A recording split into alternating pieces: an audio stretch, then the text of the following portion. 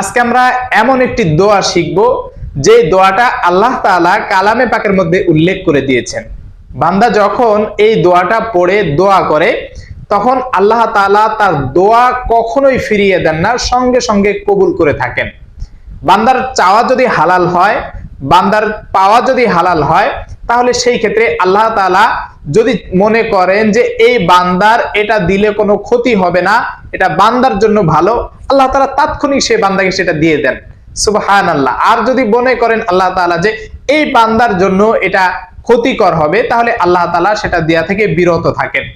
এমন একটা পাওয়ারফুল দোয়া আমরা কালামে পাক থেকে আজকে শিখব এবং এ ব্যাপারে প্রিয় নবী সাল্লাল্লাহু আলাইহি সাল্লামের হাদিস রয়েছে, আমরা জানবো।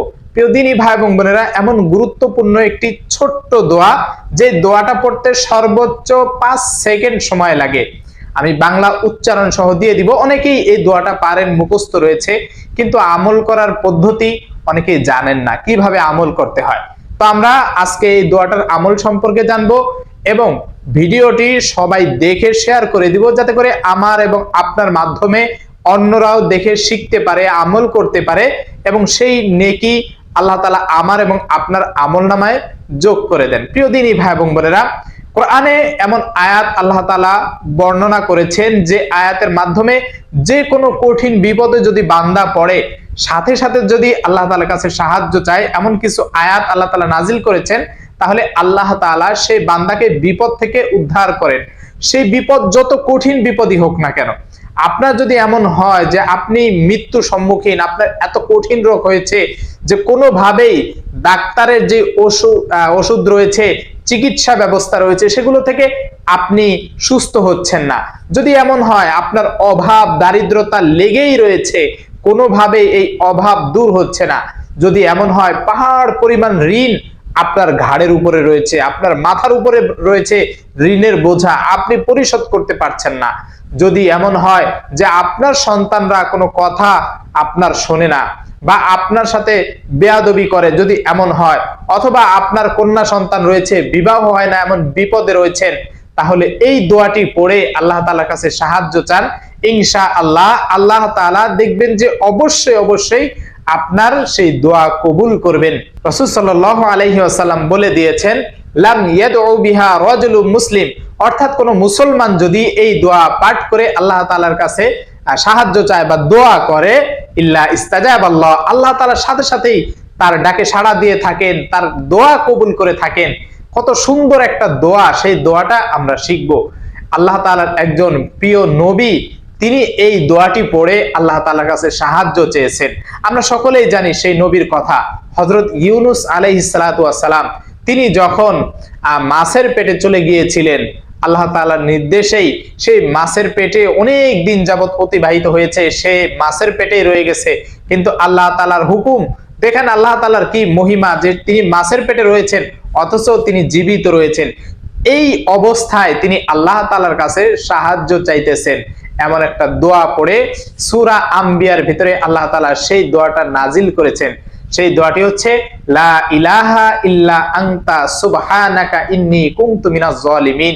কত সুন্দর চমৎকার একটি দোয়া, যার অর্থ হচ্ছে লা ইলাহা ইল্লা আনতা সুবহানাকা ইন্নী কুনতু মিনাজ জালিমিন, অর্থাৎ আল্লাহ তাআলা ব্যতীত আর কোনো মাবুদ নাই, সুবহানাকা, এবং আমি তার পবিত্রতা বর্ণনা করতেছি, ইন্নী কুনতু মিনাজ জালিমিন, বাড়াবাড়ি আমিই করেছি। অর্থাৎ ইউনূস আলাইহিস সালাতু ওয়াস সালাম যখন আল্লাহ তাআলার অবাধ্য হয়ে তিনি মাছের পেটে চলে গিয়েছিলেন বা নদী তার কওম থেকে তিনি চলে গিয়েছিলেন, প্রত্যেকটা নবী রাসূলগণ যেখানেই হিজরত করতে যান না কেন আল্লাহ তাআলার আদেশের অপেক্ষা করেন, আল্লাহ তাআলার আদেশেই যান, কিন্তু ভুলক্রমে তিনি চলে গিয়েছিলেন, যার কারণে আল্লাহ তাআলা একটু নারাজ হয়েছিলেন। এই কারণে আল্লাহ তাআলা হয়তো তার এই কঠিন পরীক্ষা নিয়েছিলেন, এই মুসিবত বা বিপদে ফেলে। সেই বিপদে পড়ে তিনি আল্লাহ তাআলার কাছে এমন দোয়া করেছেন, লা ইলাহা ইল্লা আনতা সুবহানাকা ইন্নী কুনতু মিনাজ জালিমিন, যে আল্লাহ তাআলা ব্যতীত আর কোনো মাবুদ নাই, হে আল্লাহ আমি তোমার পবিত্রতা বর্ণনা করছি এবং আমি তো জুলুম বা জালেমদের অন্তর্ভুক্ত হইতেছি বা আমি বাড়াবাড়ি আমি করেছি।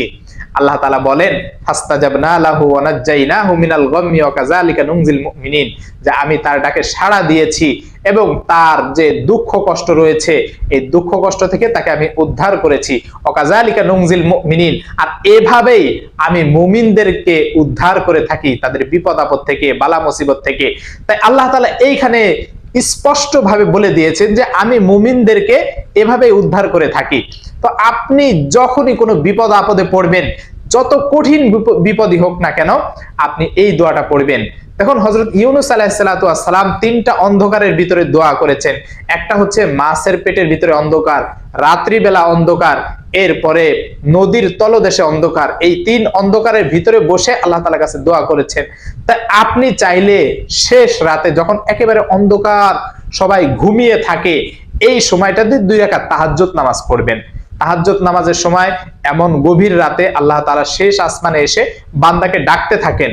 আপনার যদি যে বিপদ আপদ রয়েছে, কঠিন বিপদ আপদ মুসিবতের ভিতরে যদি আপনি পড়ে থাকেন, আপনি এই শেষ রাতে আল্লাহ তাআলার কাছে উঠে একটু সাহায্য চান। আপনি 2 রাকাত তাহাজ্জুদ নামাজ পড়েন, পড়ে এরপরে আপনি যখন দোয়া করবেন, দুহাত তুলে দোয়া করবেন, আপনার চোখের পানি ফেলবেন, আর আপনি কল্পনা করতে থাকবেন যে আপনি আল্লাহ তাআলার দরবারে কান্নাকাটি করে দোয়া করতেছেন, যে আপনি এই বিপদে পড়েছেন। হযরত ইউনূস আলাইহিস সালাতু ওয়াস সালামের কথা স্মরণ করবেন যে আল্লাহ তাআলা তাকে কঠিন বিপদ থেকে উদ্ধার করেছেন, আর আল্লাহ তাআলাই ঘোষণা করেছেন যে এভাবেই আমি মুমিনদের দোয়া কবুল করে থাকি, মুমিনদের ডাকে সাড়া দিয়ে থাকি। নিঃসন্দেহে আমার দোয়া আল্লাহ তাআলা কবুল করবেন, আল্লাহ তাআলা আমার ডাকেও সাড়া দিবেন, যেহেতু এটা আল্লাহ তাআলার ওয়াদা, আল্লাহ তাআলা বলেছেন। অতএব আপনি দুহাত তুলে এভাবে দোয়া করেন, আল্লাহ আমি এই বিপদে পড়েছি, আল্লাহ আমি ঋণগ্রস্ত রয়েছি, আল্লাহ আমি অভাব অনটনে দিন কাটাচ্ছি, আল্লাহ আমার সন্তানরা কথা শোনে না, আল্লাহ আমার কন্যা সন্তানের বিবাহ হচ্ছে না। এমন বিপদ আপদ বালা মুসিবতে এইভাবে আল্লাহ তাআলার কাছে আপনি আপনার ভাষায় অন্তর থেকে একটু দোয়া করেন, দেখবেন যে আল্লাহ তাআলা কবুল করে নেবেন। আর বেশি বেশি করে এই দোয়াটা পড়বেন, লা ইলাহা ইল্লা আনতা সুবহানাকা ইন্নী কুনতু মিনাজ জালিমিন, লা ইলাহা ইল্লা আনতা সুবহানাকা ইন্নী কুনতু মিনাজ জালিমিন। অনেকেই বলেন যে দোয়া ইউনূস বা খতমে ইউনূস এতবার খতম করে এরপরে দোয়া করলে কবুল হয়। কোরআন বা হাদিসে এই বিষয়ে কোনো দিক নির্দেশনা বা সুস্পষ্ট নির্দেশনা দেওয়া হয় নাই, যে একটা সংখ্যা নির্দিষ্ট করে দেওয়া হয় নাই যে এতবার পড়লে এই, এমন কোন নির্দেশনা নেই। অতএব আপনি যত ইচ্ছা তত পারেন, আপনি একবার পারলে একবার পড়েন, 10 বার পারলে 10 বার পড়েন, আপনি 100 বার পারলে 100 বার পড়েন, যত ইচ্ছা আপনি ততবার পড়ে আল্লাহ তাআলার কাছে চান। আল্লাহ তাআলা অবশ্যই আপনার দোয়া কবুল করবেন। এইভাবে শেষ রাতে 2 রাকাত নামাজ পড়ে দুহাত তুলে 2 ফোঁটা চোখের পানি ফেলে এই দোয়াটা মুনাজাতের ভিতর বলে আল্লাহ তাআলার কাছে আপনার বিপদের কথা স্মরণ করে সাহায্য চান। ইনশাআল্লাহ আল্লাহ তাআলা অবশ্যই আপনার দোয়া কবুল করবেন। কারণ এই যে প্রিয় নবী সাল্লাল্লাহু আলাইহি সাল্লাম বলেছেন, লাম ইয়াদউ বিহা রাজুলুন মুসলিম, যে ব্যক্তি, যে মুসলমান এই দোয়া পড়ে আল্লাহ তাআলার কাছে সাহায্য চায়, দোয়া করে, ইল্লা ইস্তাজাবাল্লাহ, আল্লাহ তাআলা তার ডাকে সাড়া দিয়ে থাকেন, কবুল করে থাকেন।